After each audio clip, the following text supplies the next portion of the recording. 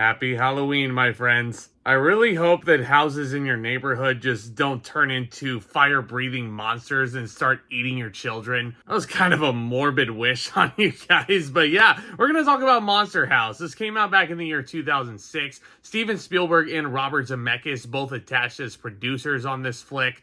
And I have a lot of nostalgia with this. My household definitely had the DVD. My brother absolutely adored this movie. Like, I remember there were a lot of times when we shared a room growing up. He really wanted to watch Monster House a good number of occasions going to sleep.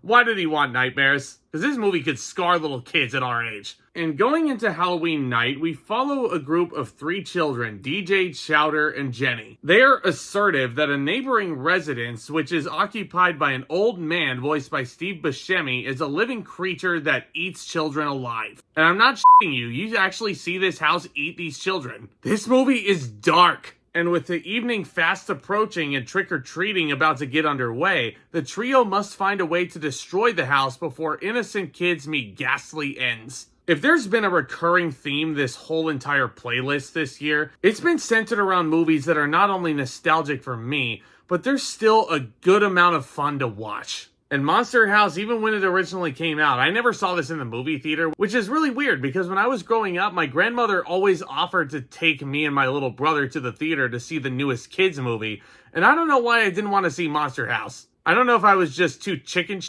to even go to the theater to see a movie that was considered scary at the time. But you know what? That was probably the case. I was a big wuss. And it took me until the DVD came into my house to actually watch it. And man, did I love this. And I still do. I think the cool thing about Monster House isn't even just the fact that it's animated. As realistically as humanly possible, the leaves are absolutely bright orange. They are falling off the trees. Like, you cannot watch Monster House at any other point of the calendar year other than the fall. Because that is just wrong if you watch it any other time of year. And the animation is also breathtaking. Not only is it colorful, it's animated in a realistic fashion. And a lot of this acting work is done via motion capture, which should come as no surprise. Robert Zemeckis was attached to this movie. And I feel like, let's just say that Robert Zemeckis' whole gimmick and what makes Robert Zemeckis him is the fact that he pioneers a lot of certain things in movies and that he tries to do groundbreaking things. Mid-2000s onward, Robert Zemeckis was really going through a motion capture phase in his animation.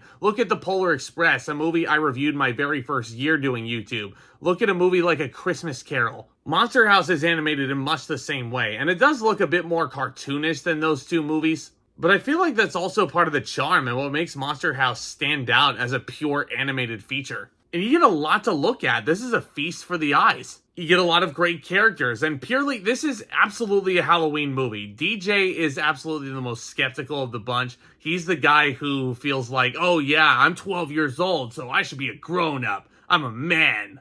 Yeah, I'm 12 years old. You can't put a curfew on me, Elizabeth. Gosh, DJ, why'd you break that? And you also have the geeky best friend of DJ, whose name is Chowder. Honestly, he kind of reminded me of Carl from Jimmy Neutron in a sense. He's the heavyset kid who really wants to go trick-or-treating, but DJ is just adamant that they don't do it because they are too old to do it. Don't judge DJ. I was trick-or-treating at 12 years old also. And then there's Jenny, the prep school girl who both kids are crushing on. And I think the chemistry those three have is just like, it's absolutely pitch perfect. All the characters are absolutely well realized, and I never even fully noticed or recognized how many big names are actually in Monster House. Steve Buscemi playing a terrifying old man. You also have Kevin James in this movie playing a police officer way before he ever became Paul Blart. His sidekick is Gil Kenan, currently the host of The Masked Singer, who plays a rookie cop in this, and he's actually, like, not gonna lie, Gil Kenan's character is one of my favorite side characters in Monster House. He cracks me up every time. But like, listen to these names: Maggie Gyllenhaal, Jason Lee, Catherine O'Hara. There's some heavyweights in comedy in this one. And you want to talk about fun animation? These, like, the story artists, like, they had so much fun with this movie, clearly. They made this house look the most terrifying it could. And damn, just how inventive it is when these kids actually go into the house and basically seeing what parts of the house equate to which body parts. Like the long rug equates to the tongue, the 2 windows on the second floor equate to its eyes, obviously, and the uvula as well. which Chowder claims he has no uvula, and Jenny hilariously tells him that everybody's got one. Monster House just gives you so much to adore. I think it's a perfect movie to pop on Halloween night. It's a perfect movie to pop on with your entire family. If you have kids and you're trying and slowly expose them to the scary genre, Monster House, I think, has enough spooky elements in there where your kids might get a little bit frightened. But in the grand scheme of things, I think they will find a lot of thrills and a lot of enjoyment out of this. Seeing as how this is a movie that takes place primarily on Halloween itself, it does take place over the course of a day too, which I think is a really nice touch. I think it's a perfect movie to get you guys in the spirit. Now, the only real issue that I have with this movie, albeit it's a very tiny one, it's a very minor gripe, how come nobody else in this neighborhood seems to mind that this house is turning into a monster and eating people one by one? Like, how are these police officers, for example, so oblivious to this thing? I feel like they were written to be too stupid for their own good. And it's not just them. Where are the parents in the rest of this neighborhood? Like, I know DJ has a babysitter and what have you, and yeah, she is absolutely as oblivious as all hell. How come these kids are the only ones who seem to care that this house is as monstrous as it is? I don't know, that one story element just seems a bit too implausible. Nevertheless, it's a perfect movie to put on, especially if you're a family man, especially if you have kids at the house.